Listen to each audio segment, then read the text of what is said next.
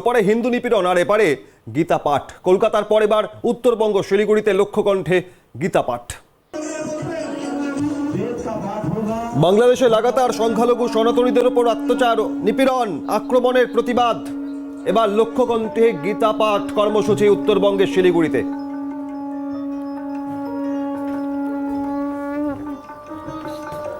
দু 2023 ডিসেম্বরে শহর কলকাতায় লক্ষ্যকণ্ঠে গীতা পাঠের কর্মসূচি দেখা গিয়েছিল। আর 2024 ডিসেম্বর, বছর শেষ, কিন্তু বাংলাদেশে নিপীড়ন অত্যাচার হচ্ছে না শেষ। তার পরিপ্রেক্ষিতে এই কর্মসূচি। সরাসরি চলে যাব শিলিগুড়িতে। পিকাই আমাদের প্রতিনিধি রয়েছেন। পিকাই, লাগাতার সেই অগস্টের পর থেকে উত্তপ্ত উত্তাল বাংলাদেশে সংখ্যালঘু সনাতনী হিন্দুরা আক্রান্ত হচ্ছে না, আর এবার তার প্রতিবাদ কর্মসূচি এপারে শিলিগুড়িতে। যে শিলিগুড়ি চিকেন নেকের দিকে নজর পড়েছিল বাংলাদেশের মৌলবাদীদের বা যারা দুর্বৃত্ত তাদের, সেক্ষেত্রে দাঁড়িয়ে সেখানেই শিলিগুড়ির মাটিতে লক্ষ্যকণ্ঠে গীতা পাঠের কি ছবি উঠে আসছে?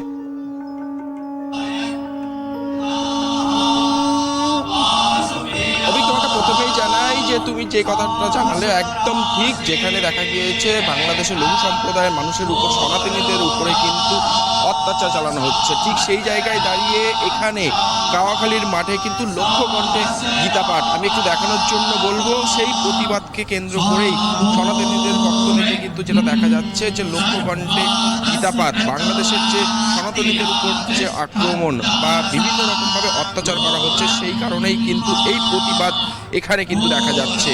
তারা বারংবার জানাচ্ছেন যে যেভাবেই হোক না কেন, দেশের যে প্রান্তেই হোক না কেন, সনাতনীদের উপরে যদি আঘাত নেমে আসে তাহলে কিন্তু হিন্দু সমাজ বা সনাতনী সমাজ কোনো মতেই কিন্তু সেটা বরদাস্ত করবে না। সে প্রতিবাদ কিন্তু ঠিক আজ যেটা দেখা গেল যে শিলিগুড়ি যে গাওয়াখালী মাঠ রয়েছে সেখান থেকেই কিন্তু লক্ষ্যকণ্ঠে গীতা পাঠ। এখানে তুমি দেখতে পাচ্ছ শয়ে শয়ে মানুষ, কিন্তু হাজার হাজার মানুষ এখানে কিন্তু বসে রয়েছে শুধুমাত্র এখানে গীতা পাঠ করার জন্য। একে একে তাবড় তাবড় নেতারা কিন্তু এখানে এসেছে। বিজেপির পক্ষ থেকে অনেকেই ইতিমধ্যে দেখা যাচ্ছে যে বিজেপি নেতা অর্জুন ঘোষ তিনিও কিন্তু উপস্থিত রয়েছেন এই গীতা পাঠ অংশগ্রহণ করবেন। তার পাশাপাশি সুকান্ত মজুমদার থেকে শুরু করে দিলীপ ঘোষও কিন্তু এই কর্মসূচিতে অংশগ্রহণ করবেন, এটাই কিন্তু জানা গিয়েছে। তো আমি একটু দেখানোর জন্য বলবো সৌমিন্দ্রদাকে। ইতিমধ্যে তুমি দেখতে পাচ্ছ যে অর্জুন সিং তিনি কিন্তু এখানে এসেছেন এবং তার সঙ্গে কিন্তু আমরা কথা বলবো বাংলাদেশিদের উপর, বাংলাদেশে হিন্দুদের উপর যেভাবে আক্রমণ চলছে, কি বলছেন তিনি, তার মুখ থেকেই সম্পূর্ণভাবে শুনবো। না, এখানে বলবো না, এখানে বলবো না, এখানে বলবো না। দেখো তুমি এখানে কিন্তু তিনি কিন্তু কিছু বলতে চাচ্ছেন না, কারণ এখানে যেহেতু একটু ধর্মীয় অনুষ্ঠান, এখানে গীতা পাঠ চলছে, সেই কারণে তিনি জানাচ্ছেন যে এখানে কোনো রাজনীতির কোনো কথা তুলে ধরবেন না। তবে সাধারণ মানুষ থেকে শুরু করে দেশের বিভিন্ন প্রান্ত থেকে সাধু সন্তরা কিন্তু এখানে এসে পৌঁছে গেছেন। তবে এই গীতা পাঠ কতটা প্রভাব ফেলবে সেটাই কিন্তু এখন দেখার বিষয়। তবে এই প্রভাব কিন্তু অলরেডি পড়ে গেছে এমনটাই কিন্তু জানাচ্ছেন এখানকার যারা উদ্যোক্তারা। তারা কিন্তু জানাচ্ছেন যে বাংলাদেশে যে সমস্ত সনাতনী ধর্ম যারা রয়েছে ভাই বোনেরা, তাদের কিন্তু মনোবল বাড়ানোর জন্য বিশেষ করে এই অনুষ্ঠান। কারণ কোনো মতেই তাদের উপর যে অত্যাচার, সেই অত্যাচার কিন্তু মেনে নেওয়া যাবে না। দিনের পর দিন এই যে তুমি আর একটা বিষয় তুমি জানালে যে এই চিকেন নেকের উপরে কিন্তু দেখা গিয়েছে যে বাংলাদেশের যে সংগঠন, সেই সংগঠনের কিন্তু তারা জানাচ্ছেন যে এই যেভাবে ইতিমধ্যে দেখো মঞ্চে কিন্তু একের পর এক বিভিন্ন যে সাধু সন্তরা তারা কিন্তু উপস্থিত হয়েছেন। ইতিমধ্যেই যে কার্তিক মহারাজ তিনিও কিন্তু এখানে এসে পৌঁছে গেছেন এবং মূল যে বিষয় তার মাধ্যমেই কিন্তু অনুষ্ঠিত হচ্ছে। তবে কিছুক্ষণ আগে যেটা দেখা গিয়েছিল, গীতা মাথায় নিয়ে সনাতনী যে সাধু সন্তরা বিষয় নিয়ে তারা বিভিন্ন রকম ভাবে বার্তা দিতে যাচ্ছেন। তবে এই যে বাংলাদেশে একের পর এক যে হিন্দু সম্প্রদায়ের মানুষের উপর যে অত্যাচার, সেই অত্যাচার কোনো মতেই কিন্তু মেনে নিবে না, এমনটাই কিন্তু জানা গিয়েছে। তবে এই যে আজ গীতা পাঠ, সেই গীতা পাঠকে কেন্দ্র করে দেশের বিভিন্ন প্রান্ত থেকে প্রচুর সাধু সন্ত কিন্তু আজ এই গাওয়াখালী মাঠে উপস্থিত হয়েছে। তার পাশাপাশি আমাকে জানিয়ে রাখবো আর কিছুক্ষণের মধ্যেই কিন্তু এয়ারপোর্টে এসে পৌঁছে গেছে সুকান্ত মজুমদার, কিন্তু সুকান্ত মজুমদার সেখান থেকে সড়ক পথে সোজা কিন্তু এই যে কাওয়াখালী মাঠ, সেই কাওয়াখালী মাঠে কিন্তু এসে পৌঁছাবে।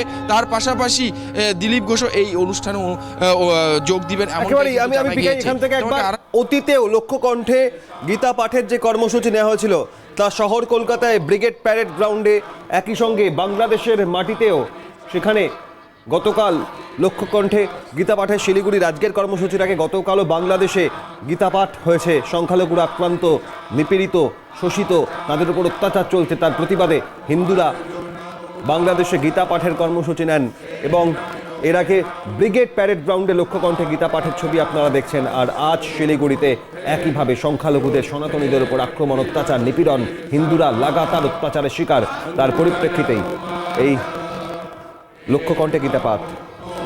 চিন্ময় প্রভুর গ্রেফতারি, হিন্দুদের উপর অত্যাচার, নিপীড়ন, ঘরছাড়া হচ্ছেন তারা, তার প্রতিবাদ জানিয়ে এই শিলিগুড়ির মাটিতে এই লক্ষ্যকণ্ঠে গীতা পাঠ।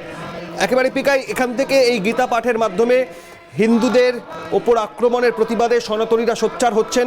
সব মিলিয়ে কি আবহ, কি বার্তা, কি বক্তব্য বিভিন্ন মহল থেকে উঠে আসছে।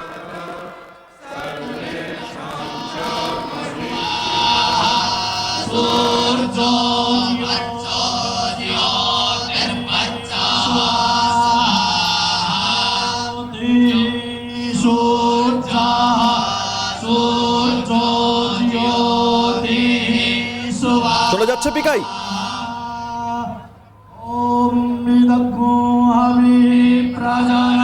দেখো, হ্যাঁ দেখো অভিক, আমি আরেকবার জানিয়ে রাখি যে বাংলাদেশে যে হিন্দু সম্প্রদায়ের মানুষের উপর যে আক্রমণ, সনাতনীদের উপর যে আক্রমণ, তারই প্রতিবাদে কিন্তু আজ এই শিলিগুড়ির যে কাওয়াখালী ময়দান, সেইখান থেকে কিন্তু প্রতিবাদ গর্জে উঠেছে লক্ষ্যকণ্ঠে গীতা পাঠ।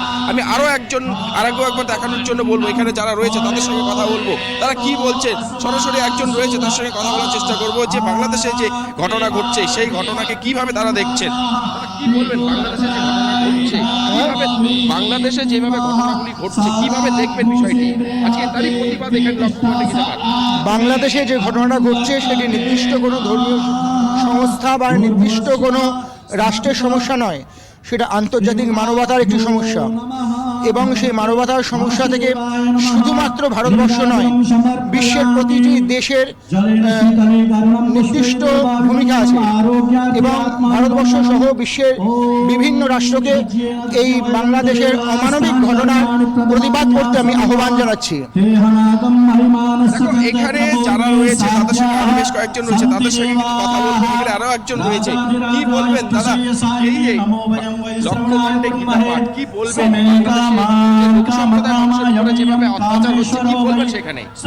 লক্ষ্যকণ্ঠে গীতা পাঠ আমাদের শিলিগুড়ির এখন একটা গর্ব এবং একটা ঐতিহাসিক মুহূর্ত।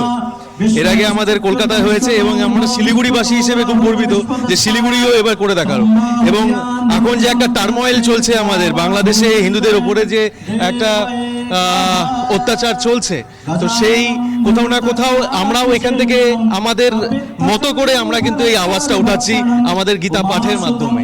তো আমরা শিলিগুড়িবাসী, আমরা ভারতবাসী সবার পাশে আছি। একেবারে সংখ্যালঘুদের ওপর, হিন্দুদের ওপর, সনাতনীদের ওপর আক্রমণের প্রতিবাদ কর্মসূচিতে এই সোচ্চার হওয়া লক্ষ্যকণ্ঠে গীতা পাঠের মাধ্যমে সেই ছবি তুলে ধরছিলেন আমাদের প্রতিনিধি পিকাই। ধন্যবাদ পিকাইকে। তবে লাগাতার এই হিংসা, অত্যাচার, নিপীড়ন, এপারে প্রতিবাদের ভাষা ক্রমশ হচ্ছে জোরালো।